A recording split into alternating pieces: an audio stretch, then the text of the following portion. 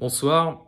Bon, bah voilà, la finale vient juste de se terminer. L'Argentine est championne du monde. Bon, on va pas refaire l'histoire, hein, voilà, au tir au but, c'était sûr que ça allait être très compliqué.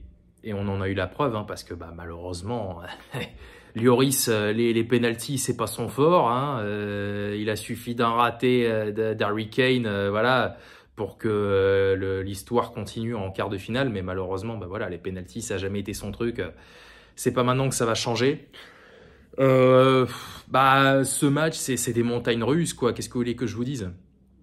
On est passé par toutes les émotions. À la mi-temps, mené 2-0, on était au fond du trou. On revient 2 partout en l'espace de 2 minutes en fin de rencontre. 3-2 ensuite avec un nouveau but de Messi, 3 partout. Enfin bref, je n'ai pas compris grand-chose à ce match, mais voilà, la réalité est là. Bon, alors on va pas cracher dans la soupe non plus, parce que je pense que quand la Coupe du Monde française a commencé le 22 novembre face à l'Australie, je suis pas certain que beaucoup de gens voyaient une nouvelle finale. Je pense, et moi le premier, hein, je me disais, pourvu qu'on brise juste la malédiction du champion du monde, là, on passe les poules, on sort éventuellement en huitième, et voilà, on n'en parle plus. Bah, le fait est que on s'est pris au jeu malgré tout, hein. On a passé les matchs de poule les uns après les autres. Bon, hormis la défaite sans conséquence, qui aurait dû être un match nul d'ailleurs, face à la Tunisie. Je veux dire, voilà, l'Australie, on les a battus tant bien que mal. Le Danemark, ils étaient revenus, on les a battus également. Et puis en phase finale, pareil, on s'est mis à croire, on s'est mis à rêver d'une deuxième étoile consécutive, parce que d'abord ça a été la Pologne, après ça a été l'Angleterre où ça a été très compliqué, le Maroc où on en a pas mal chié aussi, et là bah, cette finale, bon. Après je vais pas faire mon haineux en disant que l'Argentine, ouais, bon par contre 5 pénaltys en 7 matchs, non je suis désolé, il y a un truc là. Enfin bon, voilà, je vais pas crier au complot ou n'importe quoi. Voilà, il fallait que l'une des deux équipes gagne. Si l'équipe de France avait remporté cette séance de tir au but, je tiendrais pas le même discours, hein, c'est certain. Donc voilà, bon, bah, au moins maintenant, on est sûr du Ballon d'Or de l'année prochaine, hein. Ce sera Messi une fois encore, et peu importe ce qui se passera sur le reste de la saison.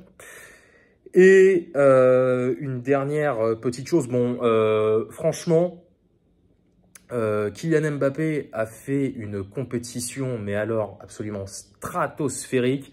Je veux dire, contre l'Angleterre et le Maroc, on l'a pas beaucoup vu, bon, parce que les deux entraîneurs, Southgate et Regragui, ont fait ce qu'il faut.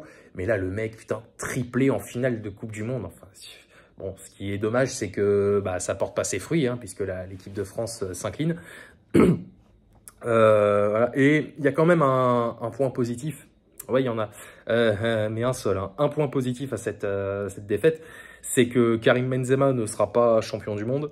Parce que, alors lui, il faut m'expliquer, enfin, j'en referai peut-être une vidéo à part un autre jour. Mais alors, un coup, il poste une story à la con, ouais, ça m'intéresse pas, décide de l'un de mes deux. L'autre coup, il les encourage. Enfin, bon, bref, c'est Benzema, quoi. On va pas chercher à comprendre. Voilà, je suis un peu... Enfin, c'est même pas du dégoût parce que ou de la tristesse. C'est simplement de se dire que on revient de tellement loin qu'on aurait peut-être mérité autre chose. Mais voilà, dès l'instant où la prolongation s'est terminée et où Kolo Muani aurait pu nous offrir le titre d'ailleurs, dès l'instant où la prolongation s'est terminée, j'ai su que voilà, l'Argentine était championne du monde parce qu'encore une fois, Lloris, les tirs au but, c'est pas son truc. Bon, bah écoutez, pas de deuxième étoile consécutive. Alors maintenant, qu'est-ce qui va se passer? Est-ce que Deschamps va rester? Est-ce que on va voir. On va voir parce que j'ai fait un petit calcul vite fait tout à l'heure. Il y a beaucoup de cadres. Je pense que c'était l'un de leurs derniers matchs en équipe de France parce que Giroud, il a 35 ans, 36 ans peut-être. Griezmann, il a dépassé les 30 piges. Varane, je sais pas quel âge il a, mais il doit plus être tout jeune non plus. À mon avis, là, cette finale, elle marque la fin d'une génération. Alors bien sûr, il y en a encore d'autres, hein. Je veux dire, les Mbappé, lui, il sera encore là dans 4 ans. Kolo Muani, Camavinga, Tchouaméni, tout ça, c'est pareil. Lloris, je pense que pour lui aussi, c'est la fin. Voilà, on verra comment ça va se passer. On verra si Deschamps va rester ou pas, au moins jusqu'à l'Euro. Donc l'Euro dans 1 an et demi, hein, l'Euro 2024. Voilà. Bon, bah écoutez, il faut quand même féliciter les Argentins parce que alors j'étais le premier à me foutre de leur gueule quand ils ont perdu contre l'Arabie Saoudite, mais bon, force est de constater que voilà, s'ils ont gagné cette finale, c'est qu'ils le méritaient tant bien que mal. Et puis voilà. Voilà, mais bon, encore une défaite au tir au but, comme en 2006 face à l'Italie.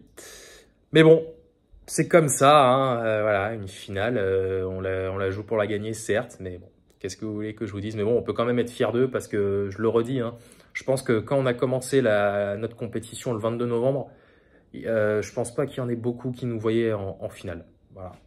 Enfin bon, c'est comme ça, bah écoutez, hein, on reviendra plus fort, je l'espère, et c'est tout. Voilà, allez, bonne fin de soirée à tous, allez les Bleus quand même, et voilà, sortez couverts, c'est tout. Allez, salut à tous et banzai.